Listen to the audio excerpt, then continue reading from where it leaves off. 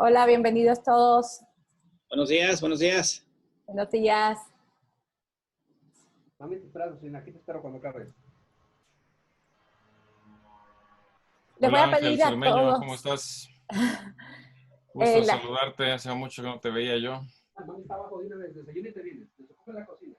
sí les voy a pedir, por favor, que sus micrófonos los mantengamos apagaditos y que quede encendido solamente el de Alberto para estar todos, casi todos apagados. Entonces,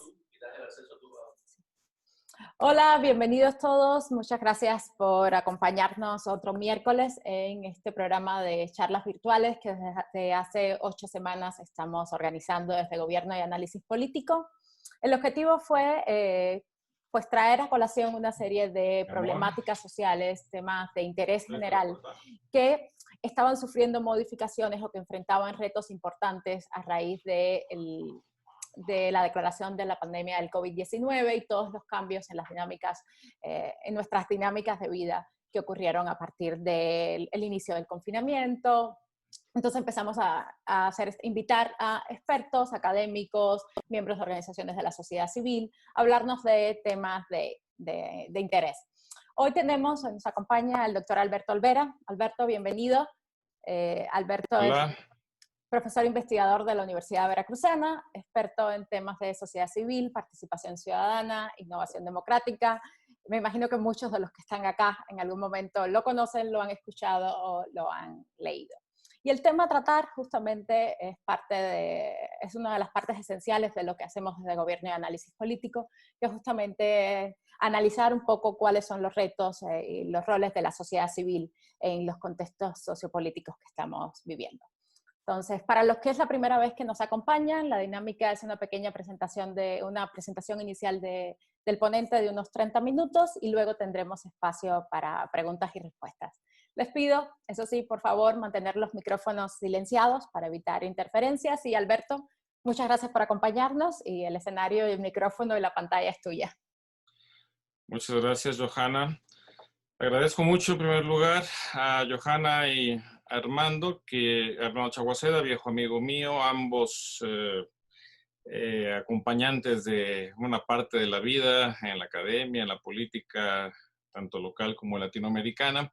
Les agradezco mucho la invitación a esta conferencia a través de su organización y también la oportunidad de saludar, de ver otra vez y escuchar, espero, a muchos amigos muy viejos también, a quien no he tenido el gusto de saludar por mucho tiempo. Como tenemos un público muy heterogéneo, muy diverso, voy a hacer una conferencia puramente oral.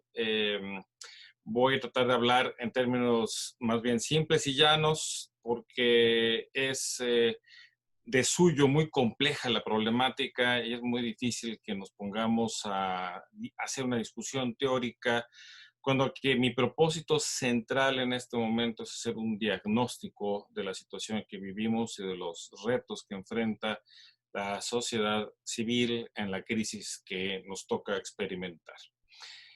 Por supuesto, voy a hacer alusión a la teoría sin que esto sea el eje central de la plática. Empecemos pues rápidamente porque es mucho lo que tenemos que considerar. En primer lugar, no olvidemos que el mundo entero vive hoy una crisis inédita. Estamos en una situación nunca antes vivida en la humanidad. Me refiero no solo a una pandemia, que por primera vez es realmente una pandemia global, es decir, abarca simultáneamente todos los territorios del globo terráqueo, sino también nos enfrentamos a una crisis económica que también por primera ocasión en la historia es global, que también impacta a todas las regiones del mundo, y nos enfrentamos a una situación inédita también en cuanto a la simultaneidad de estos dos procesos.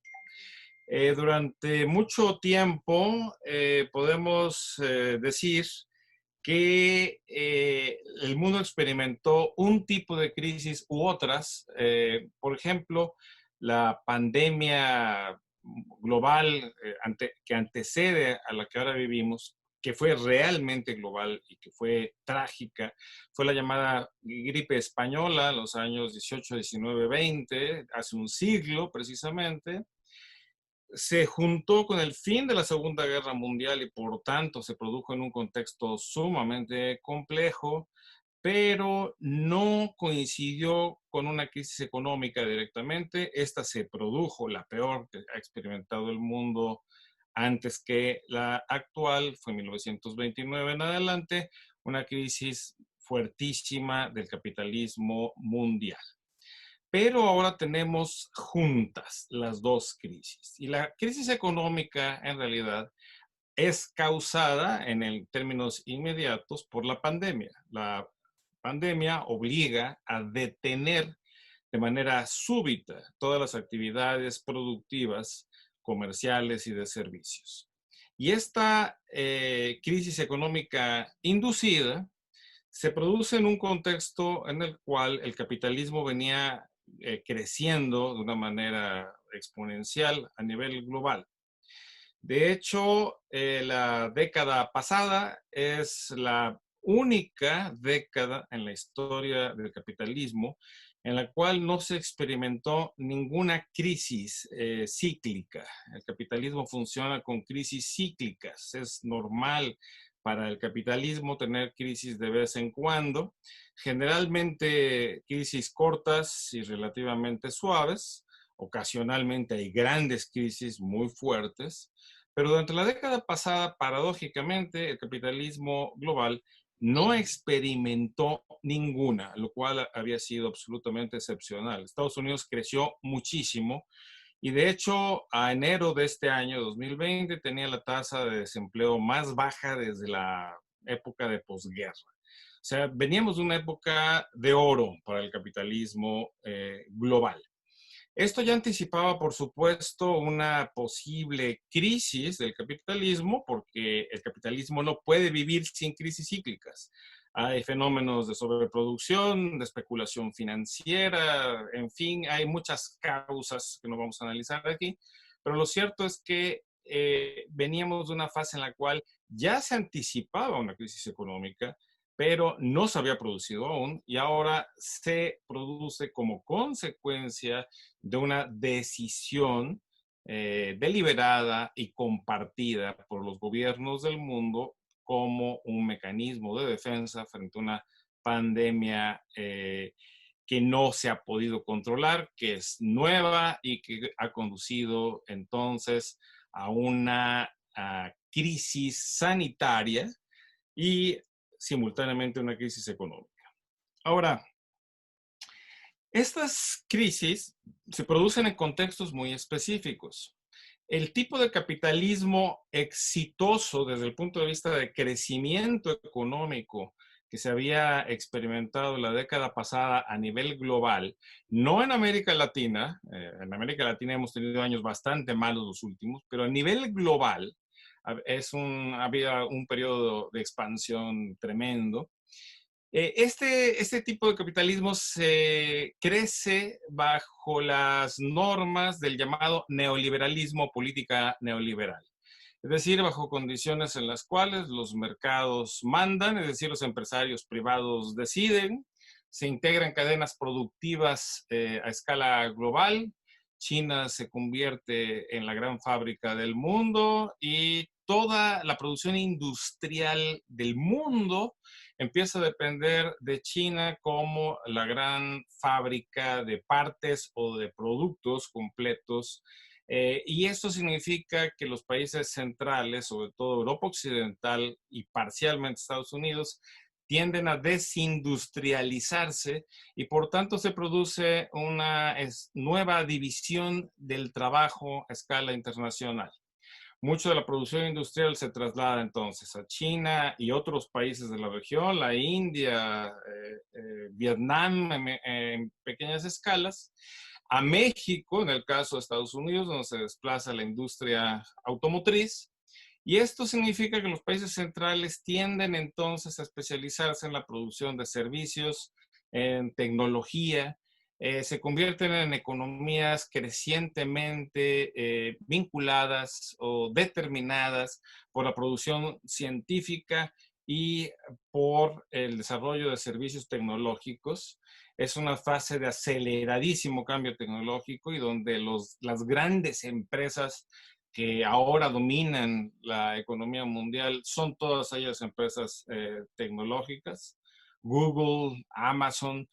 Tenemos que esta nueva fase del capitalismo entonces se caracteriza por esta desindustrialización de los países centrales, el traslado de esa industria y su crecimiento y desenvolvimiento a Asia centralmente, aunque también algunos otros países periféricos de América, como el caso de México, y el crecimiento entonces de industrias tecnológicas que se convierten en el eje de la acumulación capitalista internacional. Junto con esto viene un fenómeno de crecimiento exponencial, casi cancerígeno, del sector financiero. Y esto tiene que ver con la crisis de 2008 en Estados Unidos, que fue la crisis de un boom de créditos absurdamente basados en la propiedad de casas. Es el house bubble que le dicen en Estados Unidos, una especulación financiera basada en créditos a la vivienda. Y la solución de esa crisis, que fue una crisis fuertísima en Estados Unidos, en Europa, fue simple y sencillamente producir más dinero, una cantidad extraordinaria. Quantitative easing, le dicen en inglés a esta política asumida por los bancos centrales de Europa, Inglaterra, Estados Unidos, Japón y los chinos, por supuesto, quienes alegremente expandieron el crédito y crearon dinero de múltiples formas, de tal manera que lograron salir de la crisis y producir un nuevo ciclo de crecimiento, pero a costa de un endeudamiento masivo de los gobiernos, de las personas, de las empresas, y por tanto ya estaban creando un problema muy severo para el capitalismo global, que todavía no se había expresado en una crisis, pero que ya había construido, por decirlo así, sus bases, ¿no? Por ejemplo, China y Estados Unidos, la deuda global pública y privada de sus países equivale más o menos al 240% del Producto Interno Bruto de cada país. O sea, el valor de la deuda de esos dos países es 2,5 veces su Producto Interno Bruto. En el caso de Japón es casi 300%. Y en buena parte de los países europeos supera el 200% del Producto Interno Bruto el endeudamiento público y privado sumado en relación a su riqueza nacional. Eso quiere decir que si los países centrales fueran latinoamericanos, ya los habría controlado el Fondo Monetario Internacional e impuesto políticas de austeridad, porque tienen niveles de deuda insostenibles para los niveles normales del funcionamiento del capitalismo previo a el 2008. Entonces, como ustedes pueden ver, vivimos una época del capitalismo muy peculiar, un capitalismo que redistribuyó la industria, el comercio, marcado por la tecnología, por un crecimiento exponencial del sector financiero, integrado globalmente y en el cual los estados perdieron protagonismo e incluso capacidad de regulación. El capitalismo en toda su historia siempre ha contado con algún tipo de regulación del Estado.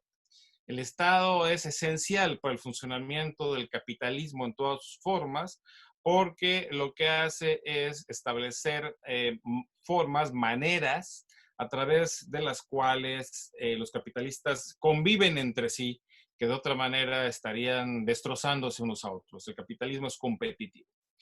El Estado en la fase neoliberal pierde capacidades de control. El neoliberalismo postula precisamente que el Estado es un problema, que el problema incluso que determinó las crisis anteriores de fines del siglo XX en el capitalismo global, y por tanto, el neoliberalismo se caracteriza precisamente por desplazar las capacidades regulatorias del Estado y dejar a los mercados el funcionamiento del capitalismo en general. Entonces, tenemos que, en este principio del siglo XXI, los estados nacionales ya no tienen las capacidades regulatorias sobre el capitalismo, que se ha vuelto global, que se gobierna a sí mismo, que ha establecido cadenas productivas que vinculan a todos los territorios. De hecho, un dicho de Marx de allá del siglo XIX que decía que el capital no tiene patria, nunca fue más verdadero que en el siglo XXI. De manera que lo que tenemos es así un debilitamiento estructural de los estados nacionales en un capitalismo que ya no es nacional y en donde, por consiguiente, el Estado tiene dificultades para funcionar como lo hizo en la posguerra del siglo XX, ¿no? En la segunda mitad del siglo XX. Es decir, es un capitalismo que no tiene la misma capacidad de cobrar impuestos que antes, porque las empresas tecnológicas, por ejemplo, en este momento viven una época de oro, no pagan impuestos virtualmente, pueden localizarse donde se les antoje, donde menos les cobran impuestos locales, no pagan impuestos en los otros países donde operan. Y tenemos entonces un debilitamiento fiscal del Estado nacional en todos los países del mundo.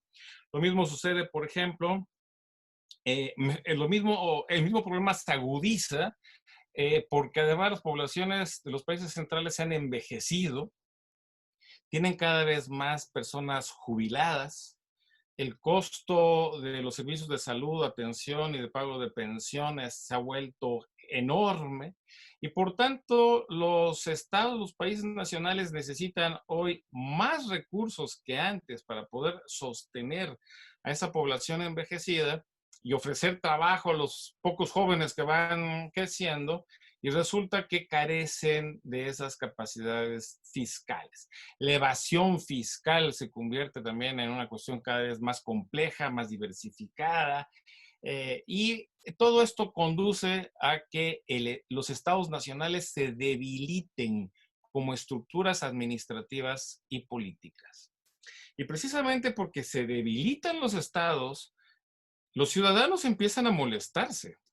¿Por qué razón? Porque la educación pública, que por ejemplo en Europa Occidental era gratuita hasta la universidad, de alta calidad, la salud pública era universal y de alta calidad, empieza a perder calidad o a costar.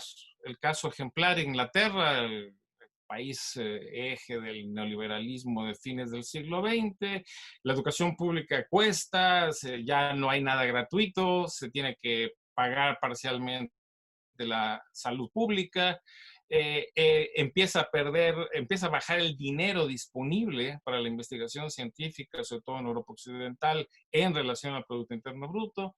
Entonces, tenemos un debilitamiento de los estados en sus capacidades de responder a los ciudadanos sus necesidades. Y esto genera un descontento profundo. Hagamos además una consideración, así sea breve, de otro de los factores que nos interesa considerar. En 1989 se cae el muro de Berlín, en otras palabras, el sistema socialista soviético, que había sido la alternativa al capitalismo después de la Segunda Guerra Mundial en una escala global, se autodestruye. Hay una especie de proceso de inmolación producido por sus contradicciones internas.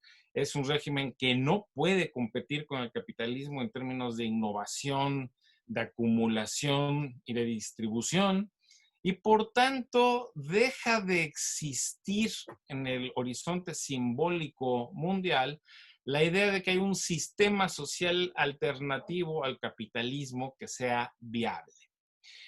China se llama comunista y sigue gobernada por un partido comunista, pero se convierte en el país del capitalismo más salvaje de la historia. China tiene el crecimiento sostenido más asombroso de la historia del mundo en los últimos 40 años. de manera que China pasa de ser un país directamente miserable, absolutamente miserable, a convertirse en un país de ingresos medios. Todavía no es un país rico, vista el tamaño gigantesco de su población, pero ya una economía capitalista con presencia global, con sectores de punta en tecnología, con una capacidad de influencia política internacional. Y tenemos entonces un fenómeno increíble, nunca antes visto, de la emergencia súbita en solo 40 años de una nueva potencia económica y política global capitalista, radicalmente capitalista, por más de que sea gobernada por un partido comunista y que imponga entonces un autoritarismo tipo comunista en un capitalismo salvaje, digamos. Entonces, el mundo se enfrenta a una situación novedosa y quisiera que eso lo tuviéramos en consideración.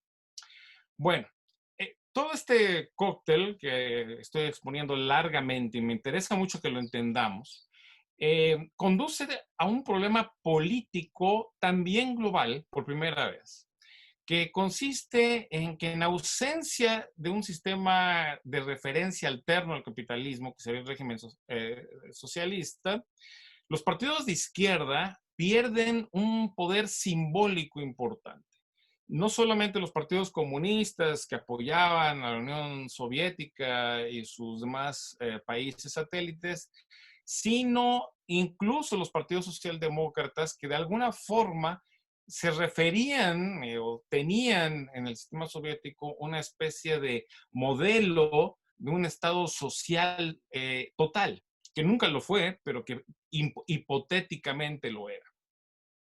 Entonces tenemos la pérdida de un referente político importante para la izquierda, y por otro lado tenemos un neoliberalismo salvaje, creciente, relativamente exitoso en términos económicos, pero que tiene consecuencias sociales drásticas en todas partes.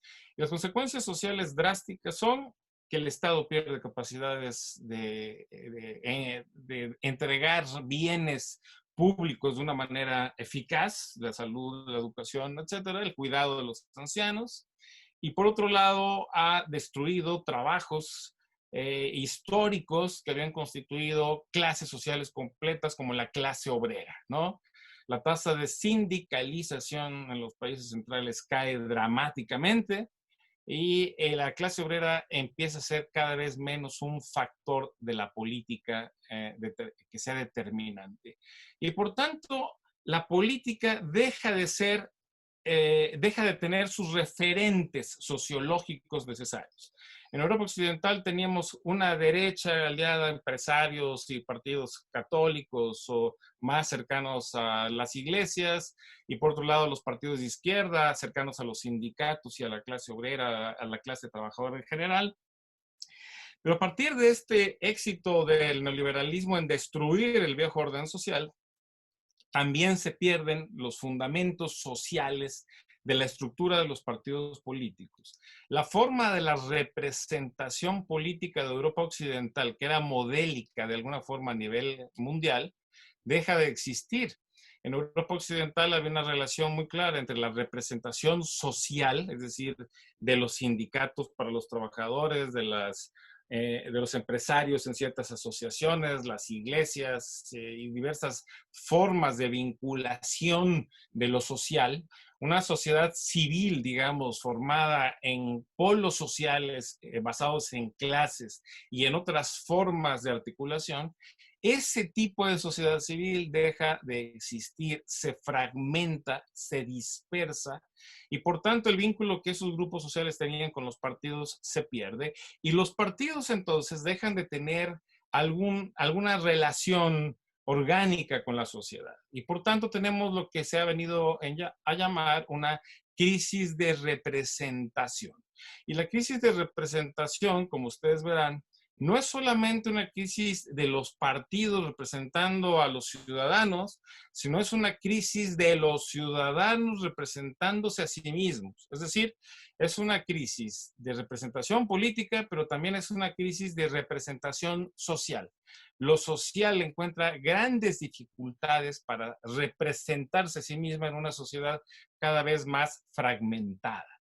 La idea de sociedad civil que emerge también como un eje central, interpretativo e identitario en estos mismos años, trata de sustituir, curiosamente, esta pérdida de la noción de clase como eje articulador de la representación, pero el término de sociedad civil no ayuda realmente a reconstruir un tejido social dañado, porque la sociedad civil es tan diversa, tan plural y tan heterogénea como esta sociedad que produce el neoliberalismo, que fragmenta a los grupos, los divide, y curiosamente, al mismo tiempo que tenemos un capitalismo global cada vez más dominado por gigantescas empresas transnacionales, tenemos sociedades cada vez más localizadas y fragmentadas, a pesar de que estén intercomunicadas por las vías electrónicas de que ahora disponemos, pero que carecen de vínculos internos que las asocien. Entonces, tenemos una situación nueva en las sociedades modernas que consiste entonces en un capitalismo que es global y no nacional, en estados nacionales debilitados estructuralmente y en sociedades fragmentadas. Y el resultado de todo esto es una crisis de representación, tanto política como social. Entonces, quisiera que entendiéramos esto, porque si no, no entenderíamos por qué nos pasa lo que nos pasa. Hay que tener un diagnóstico del mundo en que vivimos primero. Hagamos algunas acotaciones ahora antes de pasar a la pandemia, porque no, este esquema global que les acabo de mencionar no aplica exactamente igual a todos los países. En el caso de América Latina, tuvimos en la década pasada, bueno, antepasada, la primera, 2000-2010, una fase en que casi todos los países de Sudamérica lograron crecer bastante durante una década continua debido a altos precios de las materias primas, sobre todo en la época en que China decidió, digamos, no sumarse a la crisis financiera del 2008-2009, sino al contrario, dar un salto adelante y continuar su proceso de acumulación. Y esto ayudó a que una tendencia al crecimiento de los precios de las materias primas se sostuviese varios años más. Y esto permitió en América del Sur un crecimiento muy importante en esa década. México no se suma a esa ola, ahora voy a ver por qué México es distinto del resto de América Latina, no se suma a esa ola porque México no es un productor de materias primas esencialmente ya para ese momento, sino es un país articulado completamente a los Estados Unidos, un país subordinado, industrial, pero subordinado a la economía norteamericana, sin el potencial productivo de las materias primas que sí va a tener muchos países de América del Sur. Y no solo minería y petróleo, sino también y sobre todo la producción de alimentos, de soya y de ganado. Entonces, en América del Sur tenemos una época de oro, que es una época de oro en la cual aparece un fenómeno político que ha hecho famosa América Latina a nivel global, que es el fenómeno de los populismos latinoamericanos, así llamados. Pero antes de entender eso, tenemos que entender que el populismo no es una peculiaridad latinoamericana, sino es una forma de la política que se produce a escala global como una consecuencia de la crisis política, de la crisis de representación que anteriormente mencioné. En otras palabras, lo que parece único de América Latina no lo es. Es un fenómeno global, esto que le llamamos el fenómeno del populismo. Y el fenómeno del populismo no designa, no es una mala palabra para hablar mal de una persona, no es para decir que simplemente sean demagógicos o que sean mentirosos. No, el populismo es un concepto que es serio, que podemos tomar en cuenta, porque define una forma de ejercer la política. Y una forma de ejercer la política que suele ser adecuada para ciertas circunstancias históricas. Adecuada no en el sentido de deseable, de que sea normativamente buena, sino que es funcional, que resulta en soluciones a problemas de vacíos de liderazgo, de vacíos políticos, de crisis de legitimidad que tienen los regímenes políticos en un momento determinado de su historia. Como hemos visto, en los países europeos, en Estados Unidos, en todas partes, tiene lugar una desestructuración de las viejas formas de hacer política y hay un vacío, una crisis de legitimidad y por tanto en Europa se producen ya fenómenos de populismo diverso.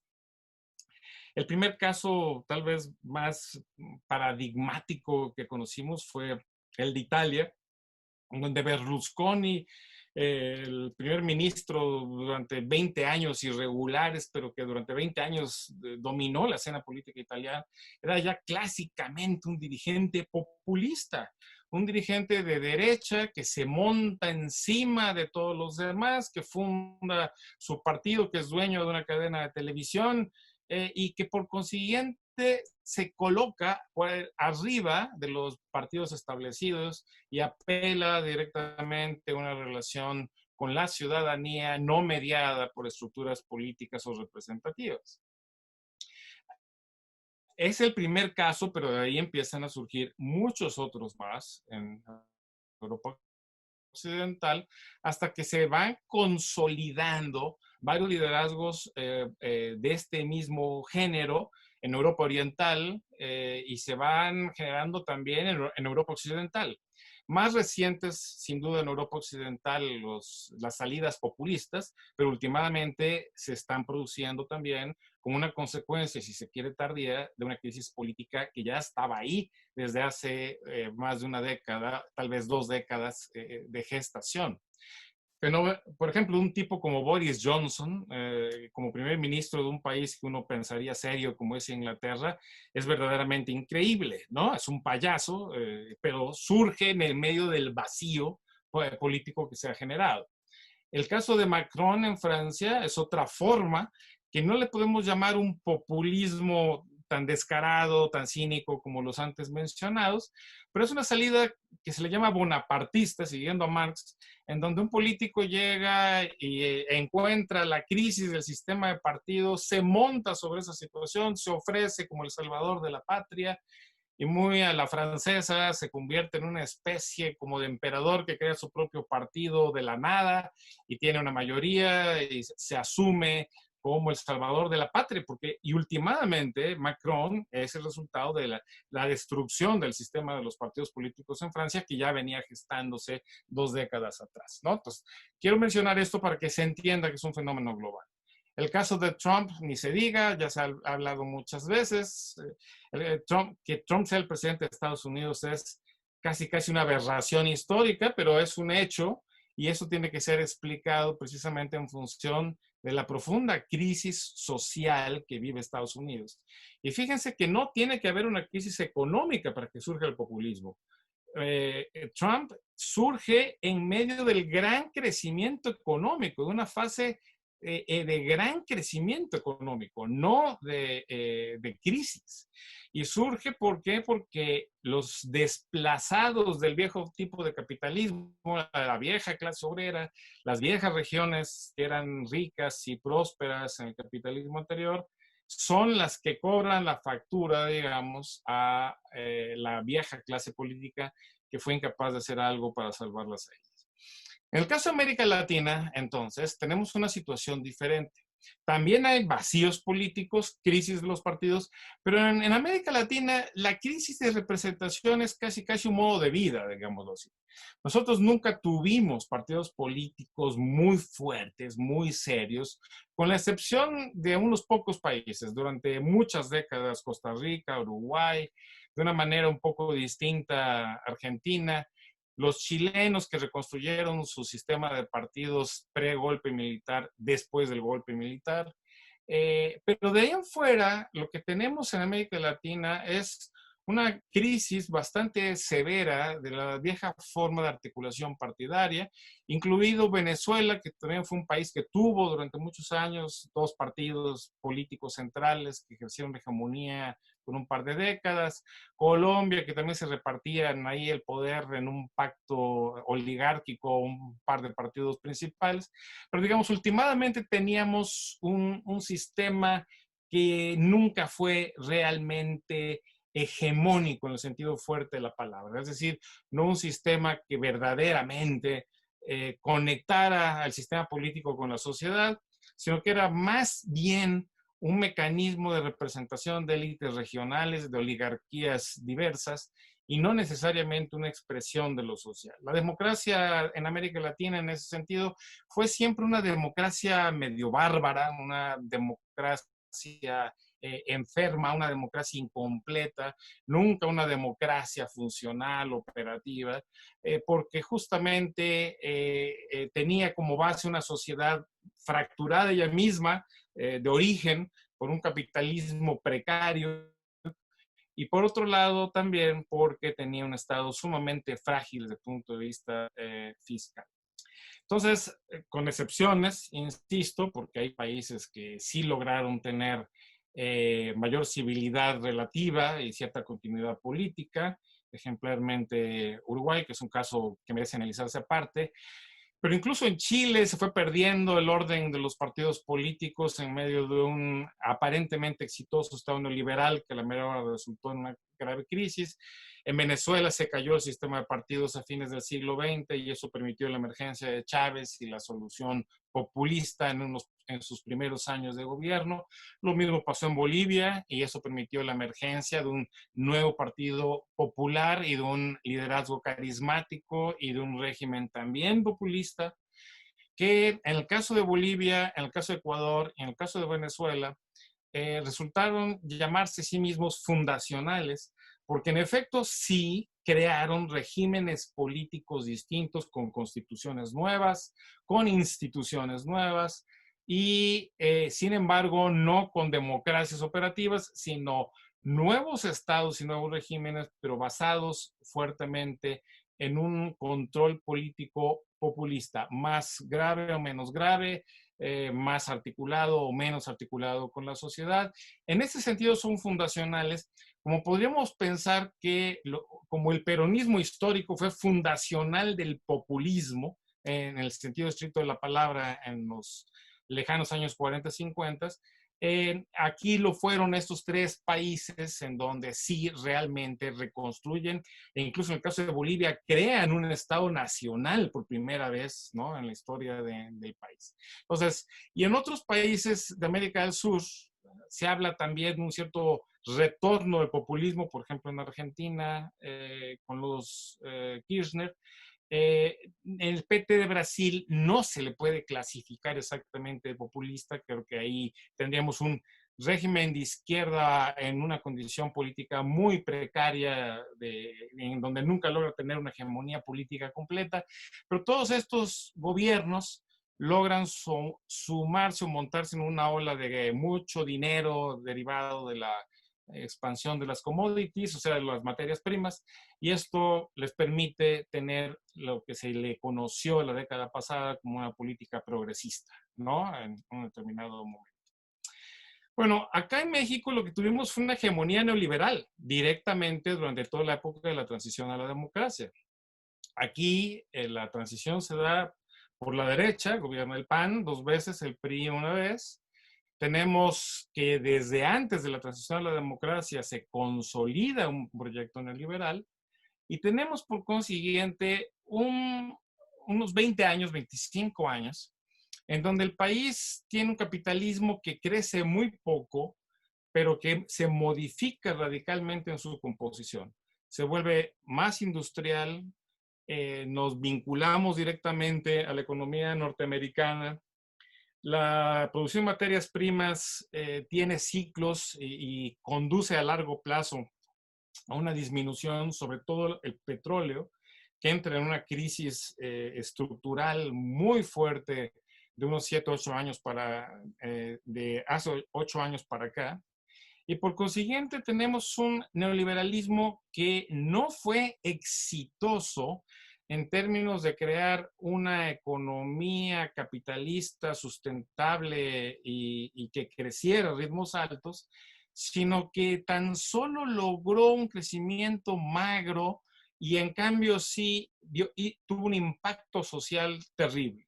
Desaparecieron ciertas ramas industriales propias de la fase anterior, apareció la industria automotriz y toda una nueva serie de industrias en la frontera norte y en general en el norte del país, pero lo que antes había sido un capitalismo nacional fue muy debilitado y sobre todo se acentuó la división histórica entre el norte del país y el sur del mismo, que quedó al margen de este proceso de integración con los Estados Unidos. Entonces, tenemos en México un fracaso del proyecto neoliberal en términos de lograr un país modernizado viable. Entonces, aquí, a diferencia de América del Sur, aquí tuvimos todos estos años de la transición, un neoliberalismo que logró mantener en forma continua una política que debilitó al Estado brutalmente, se fue retirando de su viejo papel central en la economía mexicana y abandonó también, y esto es muy importante decirlo, las capacidades de entregar bienes sociales básicos a la población.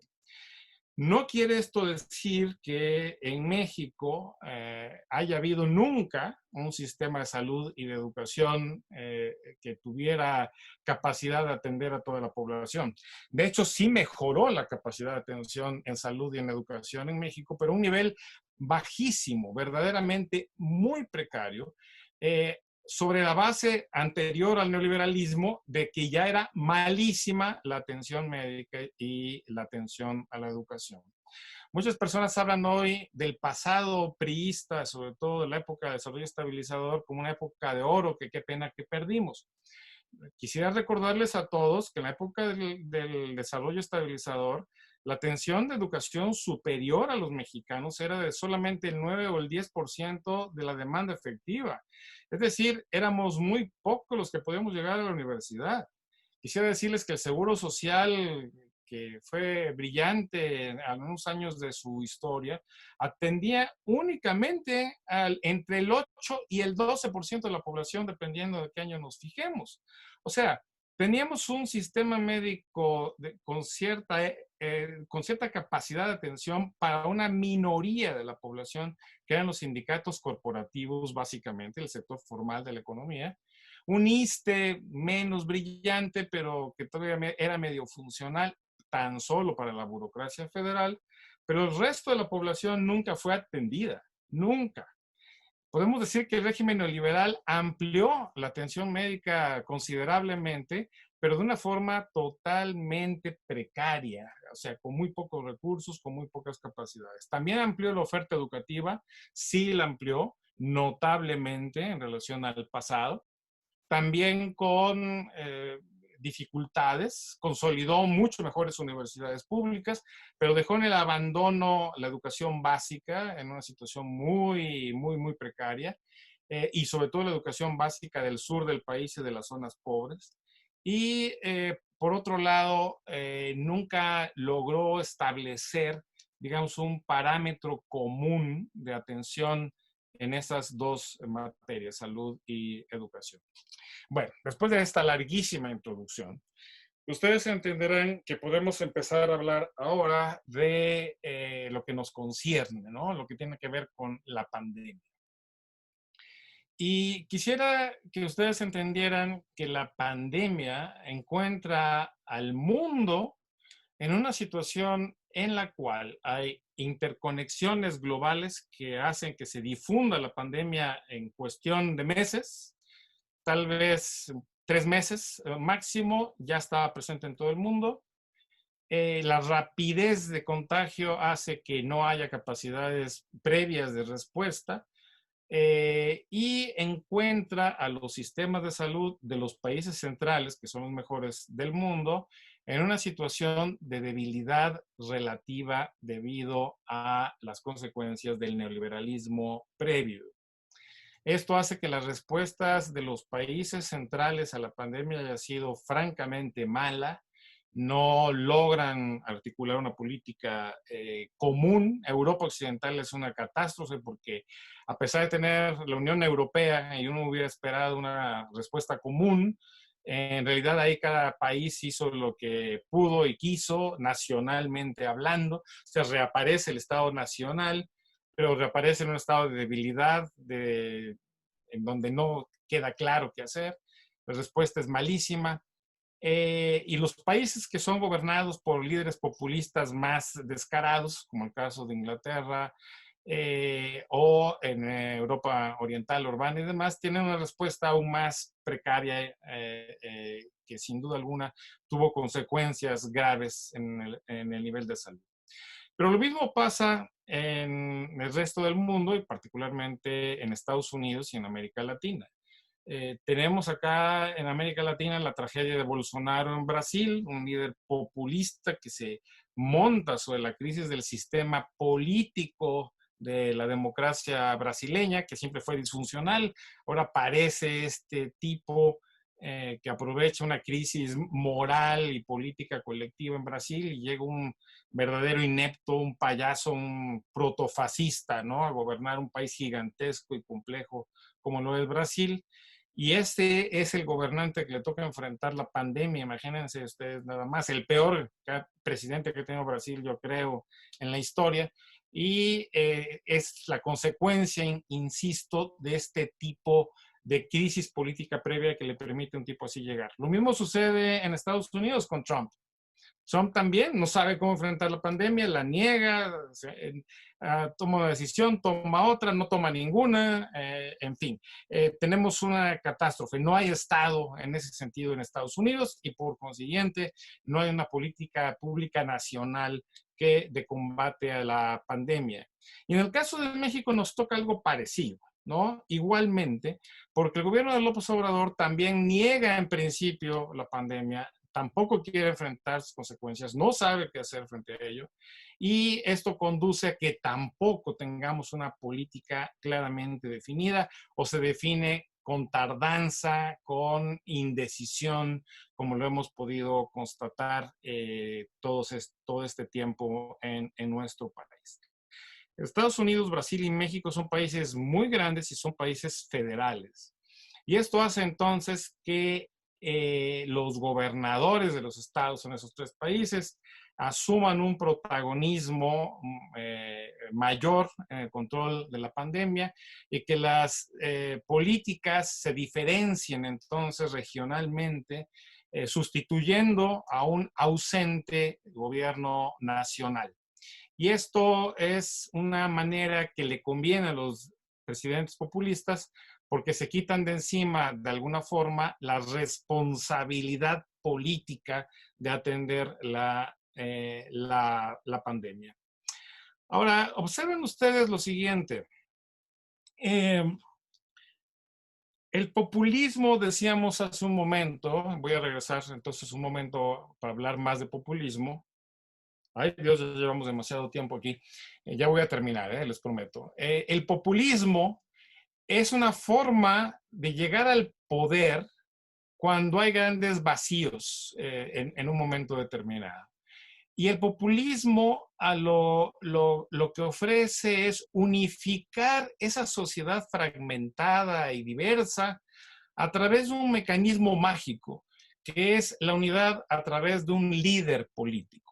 No es la unidad a través de acuerdos entre los actores sociales, no es la unidad a través de grandes pactos nacionales, no es una unidad producida de abajo hacia arriba, sino que el populismo nos propone una unidad de arriba hacia abajo.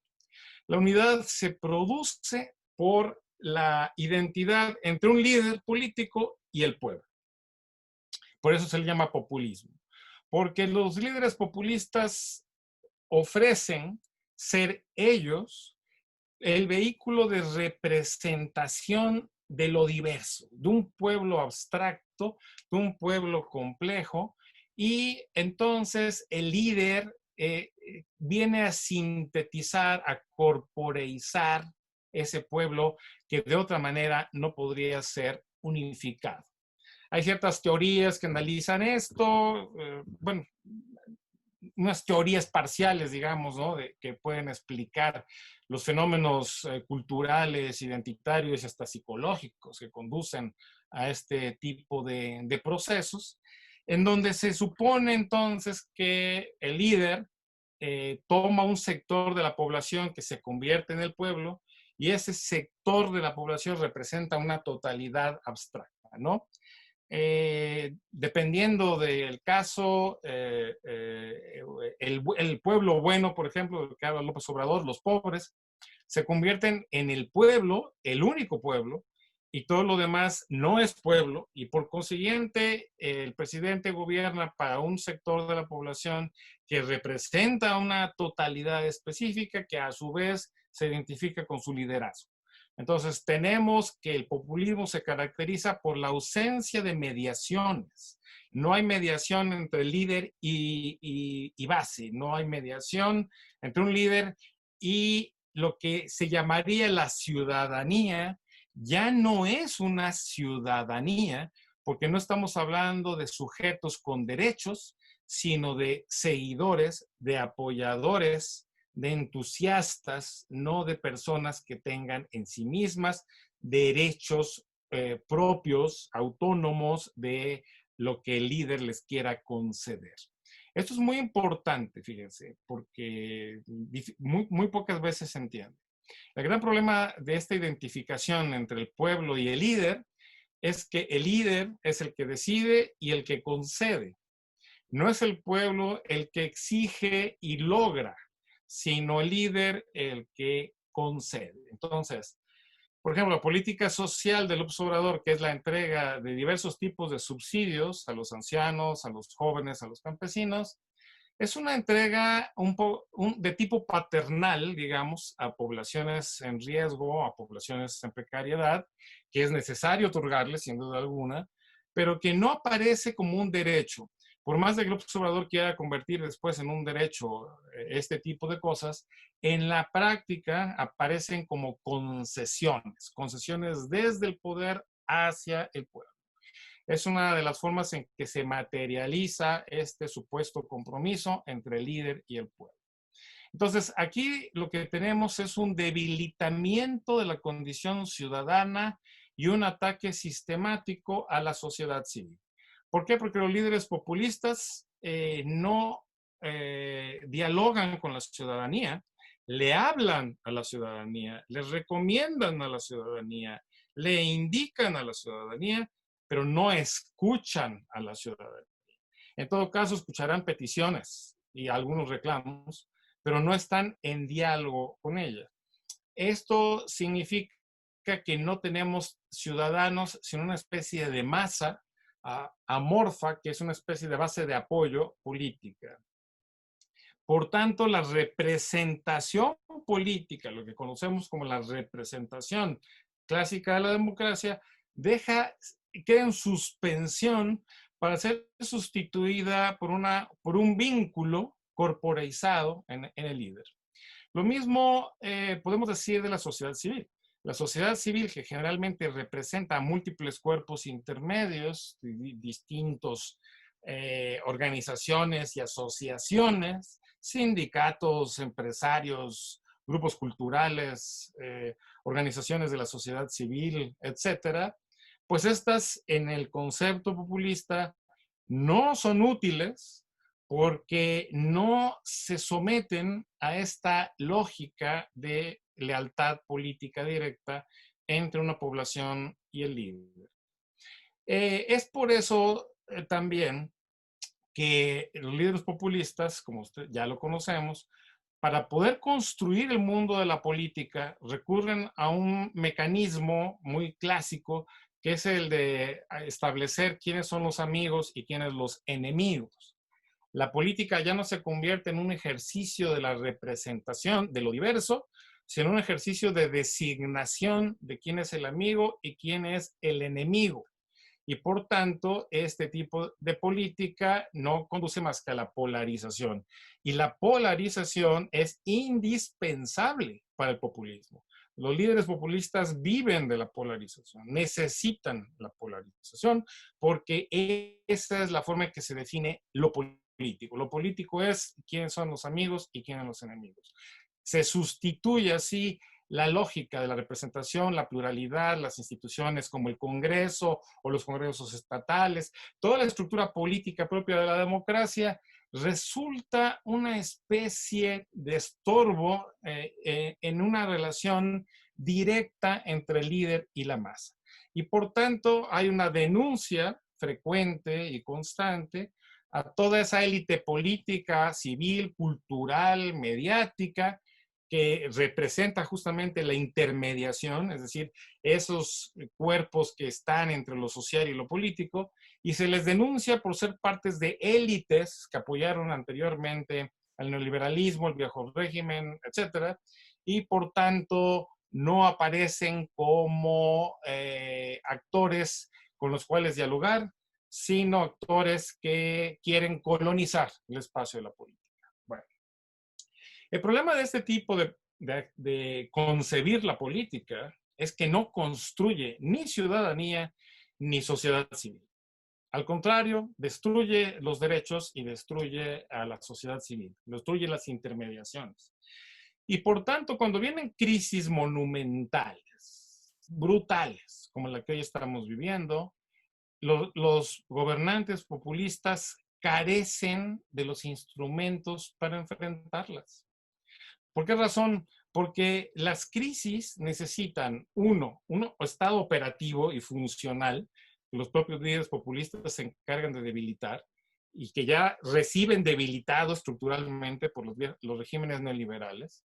Y dos, necesitan una sociedad que contribuya a la solución, que establezca formas de mediación, que ayude con la distribución de productos, con la solución de problemas específicos, que vigile el ejercicio correcto de los recursos escasos del sector público. No, lejos de ello, al haber combatido a estas capas de intermediación, lo que tenemos es un vacío que hace que la acción estatal tenga escasísima eficiencia. No es extraño entonces que los países gobernados por regímenes populistas sean los que peor responden a la pandemia. El caso de Inglaterra es el peor de Europa, ha sido catastrófico, con Boris Johnson al frente, en Estados Unidos con Trump, donde la pandemia sigue viva y en expansión por el gigantesco territorio de ese país. En Brasil, que está cerca de convertirse en una tragedia humanitaria. Y en el caso de México, donde la falta de acción estatal está conduciendo también a que no logre controlarse la pandemia en la escala nacional y sobre todo que haya habido señales mixtas, pasos para atrás y pasos para adelante, llamadas a quedarse en casa, llamadas a salir de casa, es decir, nunca hubo una política coherente. Les pongo un ejemplo para que ustedes entiendan esto porque yo creo que es algo difícil de percibir. Al día de ayer, por ejemplo, hasta Cristina Laurel, que era la subsecretaria de Salud, una de las más eminentes especialistas en medicina social de este país y que fue secretaria de Salud de López Obrador de la Ciudad de México, dio una entrevista larga, por primera vez, después de renunciar a la subsecretaría, y explicó a López Dóriga, un periodista mexicano muy conocido, que en realidad su salida se debía a que el presidente no aceptó el plan de reconstrucción del sistema de salud pública que hipotéticamente le había prometido en su campaña y que en su toma de posesión había dicho que iba a impulsar.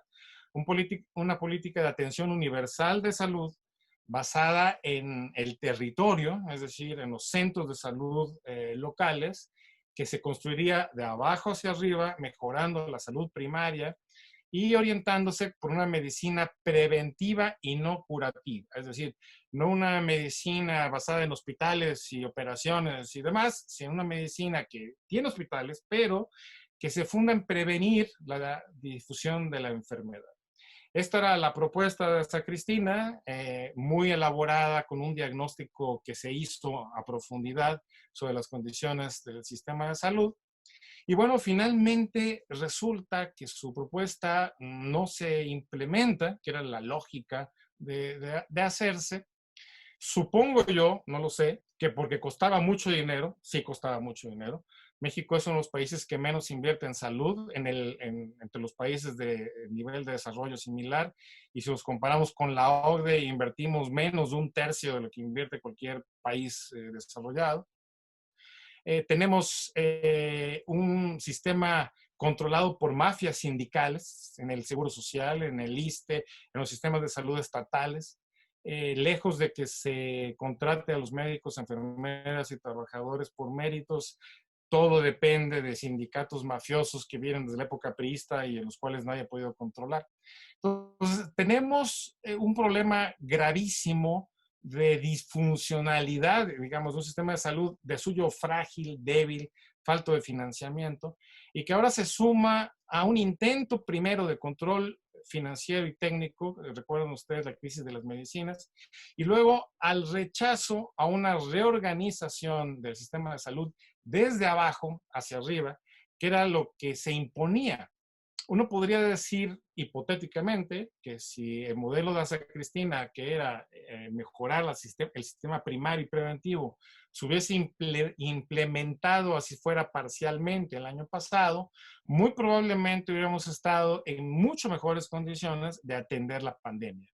Lo que sucedió en la práctica fue que el sistema de salud ya débil del neoliberalismo heredado se debilitó aún más porque se rompieron las formas de suministro de medicinas, que era conveniente reformar ciertamente, pero de una manera tan brutal que destruyó las cadenas de abasto.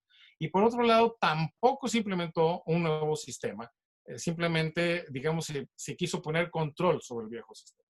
Entonces, tenemos muy malas condiciones de salud, hospitales sin los materiales necesarios, sin las medicinas, sin los médicos, no hubo preparación, no hubo planeación, hubo discordancia continua en la política de salud. Y lo que enfrentamos entonces en la pandemia es un ejemplo de lo que sucede en el resto del gobierno mexicano. Así como se dan bandazos y se toman decisiones por un lado y para el otro en materia de salud, lo que hemos tenido es exactamente una situación similar en muchas otras áreas de la política pública. Lo que tenemos entonces, como es típico de los gobiernos populistas, es un gobierno que no tiene un programa de gobierno exactamente o digno de ese nombre, sino decisiones arbitrarias que se implementan sin que se construya un Estado moderno, capaz y operativo, sino que sigue siendo más bien construido un Estado como un aparato dúctil a las decisiones del líder, por encima de cualquier otra consideración, ahora sumadas consideraciones de orden más bien electoral. Por ejemplo, la militarización de la seguridad pública en México, que de acuerdo al último decreto de hace un mes del presidente ya es completa. O sea, teníamos ya una militarización parcial con la Guardia Nacional. Ahora con el decreto de hace un mes ya tenemos a todo el ejército puesto a hacer labores de seguridad pública, pasando por encima de la Constitución y de la propia ley que había creado la Guardia Nacional. Entonces, tenemos como decisiones de emergencia que parecen desesperadas, pero que lo que hacen es desinstitucionalizar un Estado democrático fragilísimo, que es el que se había podido medio construir en las décadas pasadas. ¿Qué retos tiene la sociedad civil frente a una situación como esta? Pues son muchos los retos, muchísimos. Para empezar, el reto es sobrevivir, porque lo que tenemos ahora es un gobierno que no considera útil ni necesaria a la sociedad civil, sino más bien un estorbo para su forma de ejercer el poder. Sobrevivir significa pues que hay que mantenerse, que hay que buscar nuevas maneras de financiamiento y maneras también de permanecer autónomamente políticos, políticamente autónomos, mejor dicho, del gobierno en turno. En segundo lugar, una tarea indispensable en la cual todos deberíamos de cooperar es en la democratización de nuestros sindicatos y organizaciones gremiales.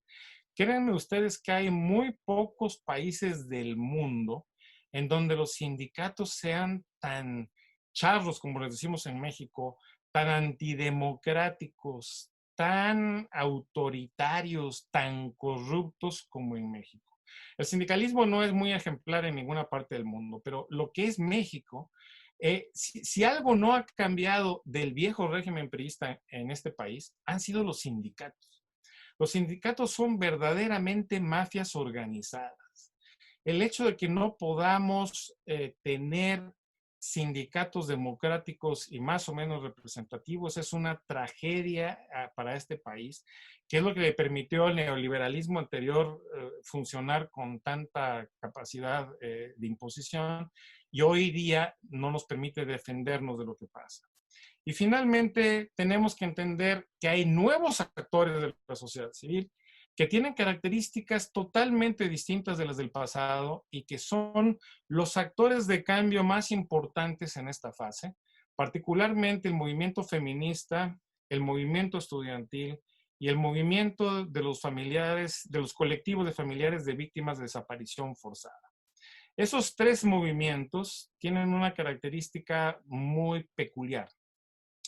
Carecen de un liderazgo estructurado, no quieren ser instrumentos que negocian agendas con gobiernos específicos, tienen demandas que tienen que ser satisfechas, pero no lo hacen por la vía convencional de la negociación corporativa. Por tanto, no se pueden sumar tampoco a la política de amigo-enemigo, porque esos movimientos ni son amigos de nadie ni enemigos de nadie. O sea, ellos ocupan un papel muy peculiar en la vida pública nacional.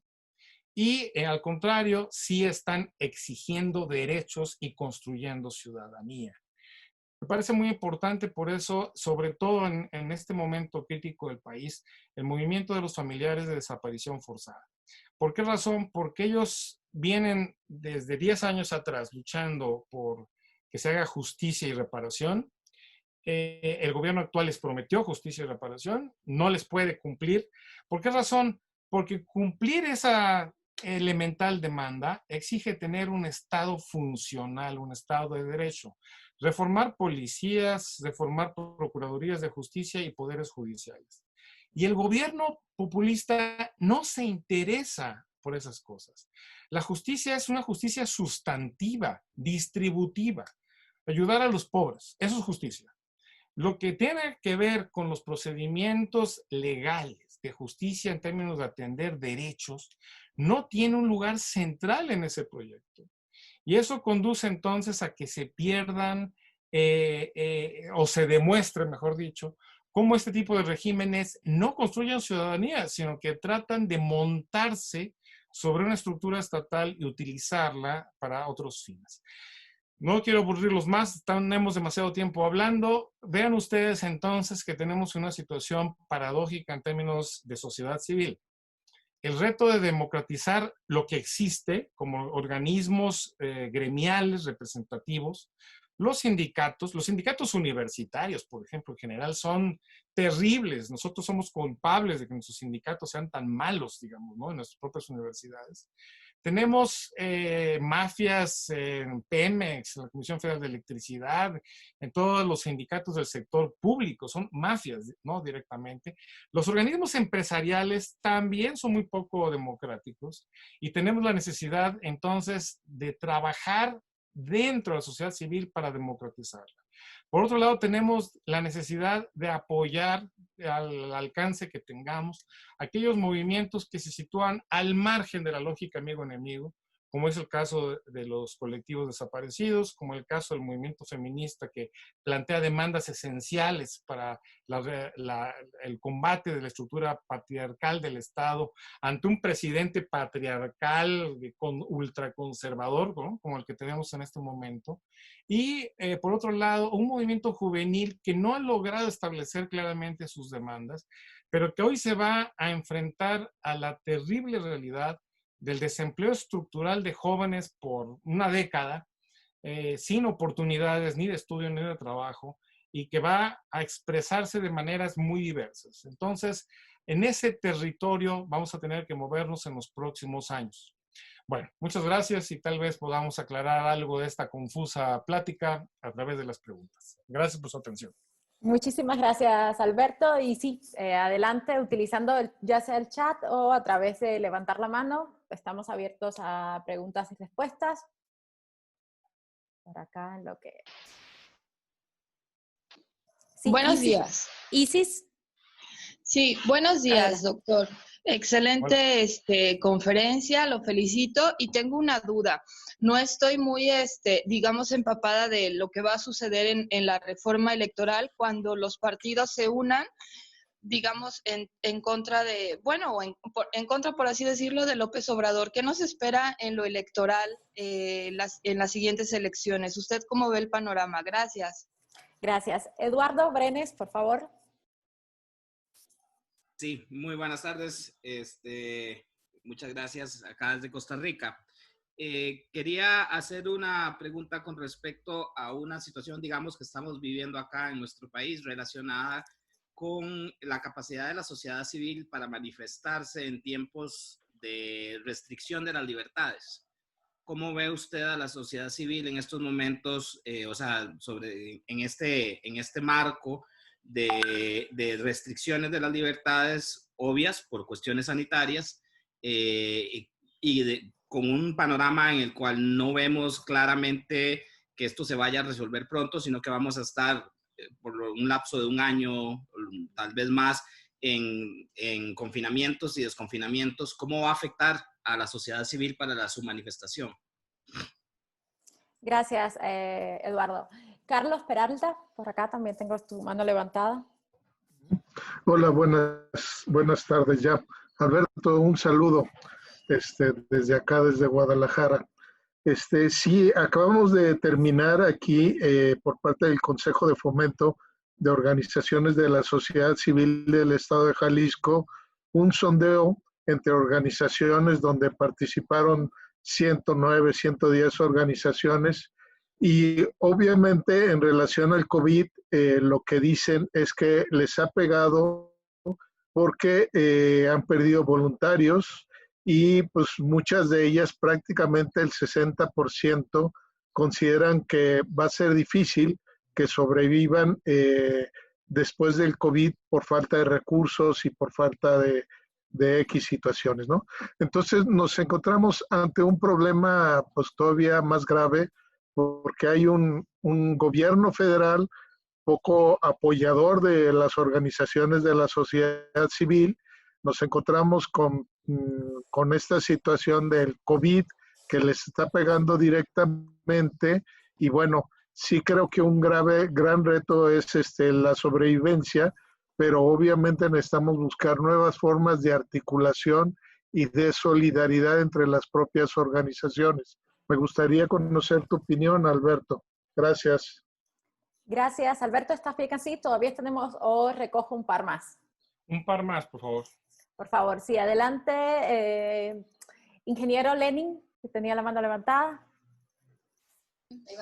Sí, buenos días. Antes que nada, un saludo desde Coatzacoalcos, Veracruz, estas hermosas tierras jarochas, donde realmente nos ha pegado muy fuerte tanto las decisiones del señor presidente como la pandemia del COVID, que está azotando bastante fuerte. Es triste ver cómo amigos personales se han muerto, muchachos de 20, 25, 30 años, han muerto porque no hay la atención médica necesaria en los hospitales. Y lo más triste de todo es que el presidente sigue planteando una situación totalmente rosa, una situación donde ya nadie le cree, una situación donde su su vocero, el doctor Hugo López-Gatell, sigue diciendo mentiras y más mentiras, y solamente su grupo se la sigue creyendo. Una pregunta para la persona que está dando el doctor. Quisiera preguntarle, ¿esta factura la va a pagar Obrador en la urna? ¿O seguirá el pueblo todavía apoyándolo para la próxima elección? Tengo entendido que... Creo que perdió su audio.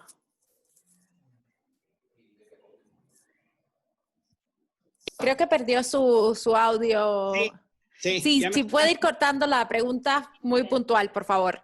Ok, nada más pregunta. ¿Esta factura la va a pagar Obrador en las urnas o considera usted que el pueblo va a seguir creyendo en él? Porque gran parte todavía lo sigue apoyando, ¿no? Gracias. Y por último de esta ronda, tenemos una en el chat de David Martínez. Bueno, buena conferencia, gracias. El populismo del líder define todo un sistema político que tiene muchas intermediaciones en la arena del poder. Esto inclusive desde dentro del movimiento que apoya al líder. Entonces, es como la pregunta de David Martínez. Entonces, si gustas, Alberto, contestar. Y tenemos 3 personas más pendientes, si acaso, para una segunda ronda. Bueno, a ver, son de varios órdenes las preguntas. Voy a juntar las dos que tienen que ver con las elecciones. Si López Obrador pagará la factura. Un tema que ya no traté porque contra mi costumbre, esta vez me dispersé demasiado en la conferencia. No traté de el tema de la crisis económica. Miren, seamos claros, vamos a vivir la peor crisis económica de la historia de este país, después de la revolución, las guerras civiles, etc. O sea, esta va a ser la peor de todas. Y eso quiere decir que en el estimado más optimista, la economía va a caer 10%, menos 10%. No sé si muchos de ustedes vivieron la crisis del 2009, que fue una caída del 5%. La crisis mayor que hubo antes que esa fue la de 1995, que también fue de menos 6%. Y ya esas dos crisis causaron gravísimos problemas a los partidos que gobernaban. Esta que viene, que ya empieza a producirse ahora y continuará un año completo, va a costar el 10% del Producto Interno Bruto. Un desempleo monumental, un empobrecimiento de millones de personas y sobre todo una factura monumental para los jóvenes y para los más pobres de este país. Recuerden ustedes que se están perdiendo empleos en Estados Unidos, mucho de las remesas van a dejar de llegar.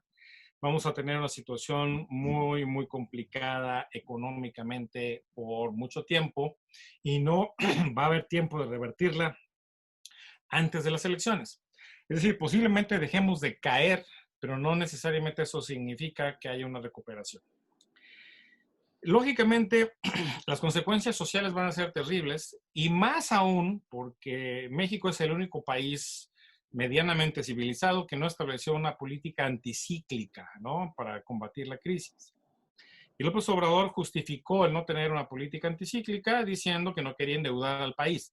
Bueno, es inevitable. La deuda del país ya se está incrementando ahora mismo porque están cayendo los ingresos públicos de manera importante, los normales, no los anormales. Ahorita está recibiendo López Obrador muchos miles de millones de pesos no pagados por los grandes contribuyentes, pero una vez que paguen estos, que va a ser en estos meses, de ahí para adelante se va a secar la hacienda pública. Entonces vamos a tener que incrementar la deuda inevitablemente. Y como ya les dije, casi todos los países que tienen la capacidad de hacerlo, que emiten monedas con alguna presencia mundial, Estados Unidos sobre todo, tienen ya 200% o más de su PIB como deuda sumada pública y privada. En México, la deuda pública y privada sumadas son aproximadamente el 90% del Producto Interno Bruto. La deuda del sector público anda en el 50% del Producto Interno Bruto. O sea, hay un espacio relativo para que el Estado mexicano pueda endeudarse un poco más. ¿Que hay que pagar a largo plazo las consecuencias? Sin duda. O sea, toda deuda termina pagándose bien o mal a corto plazo o a largo plazo. Pero lo que sí puedo decir es que no se puede no hacer nada ahorita. El no hacer nada ahorita es garantizar el cierre de múltiples empresas, cancelar las oportunidades ya de suyo escasas de los jóvenes, y significa que nos va a tomar mucho más tiempo salir de una crisis mientras más profunda sea esta. Bueno, entonces, yo te diría que una predicción inicial es que el gobierno va a perder apoyo electoral, sin duda. Pero aquí viene la otra consideración. En México, López Obrador tiene una ventaja extraordinaria, fantástica, que no existe en todos los países, que es que no hay oposición. O sea, aunque él pierda apoyo electoral, pues el PRI y el PAN, para todo fin práctico, están desaparecidos.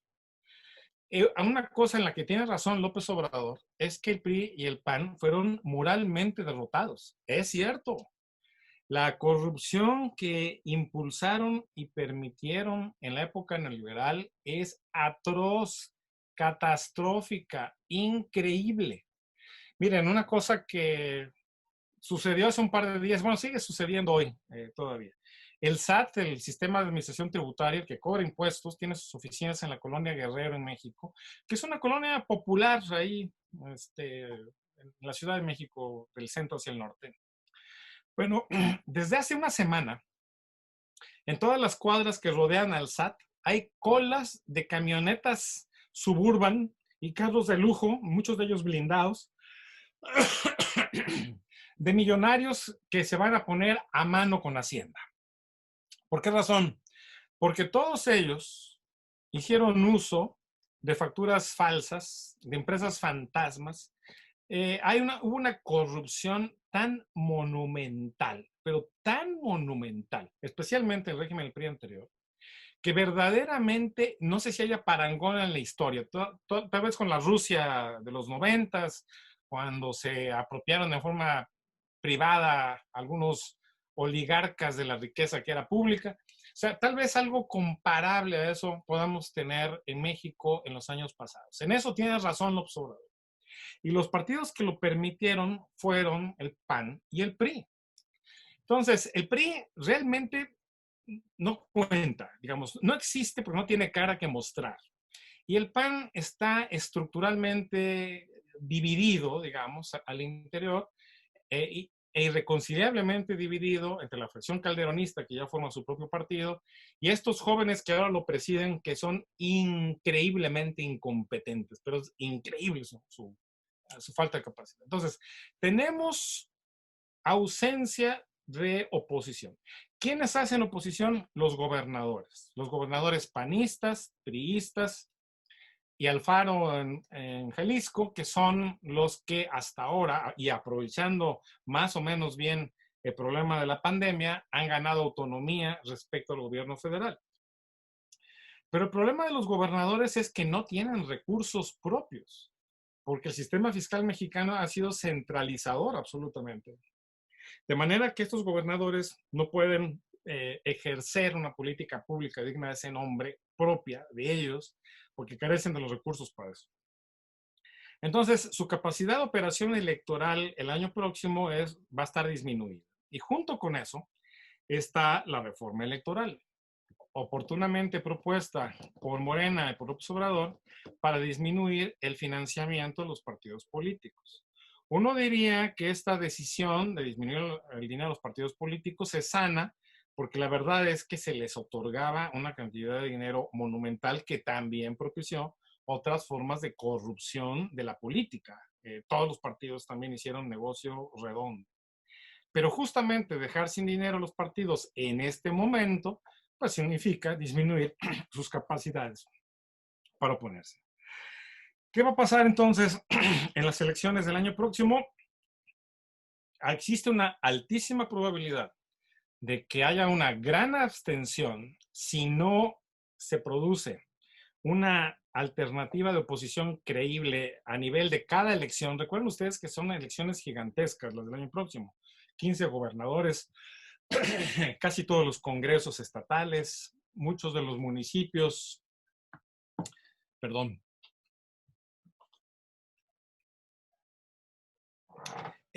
Hay una gran cantidad de puestos electorales en competencia. La oposición tendría que convertir cada elección en una elección distinta, no en la elección del 2021, sino en las elecciones, y seleccionar candidatos potables para cada uno de los cargos, cada diputación, cada alcaldía, cada gubernatura.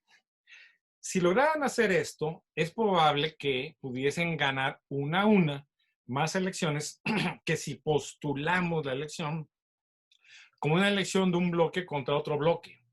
Tenemos que evitar completamente que se cree la impresión de que estás conmigo o contra mí. No. Estás más bien por construir o elegir a gobernantes responsables que tienen que hacerse cargo de una tarea específica. ¿Lo van a lograr los partidos de oposición? No sé.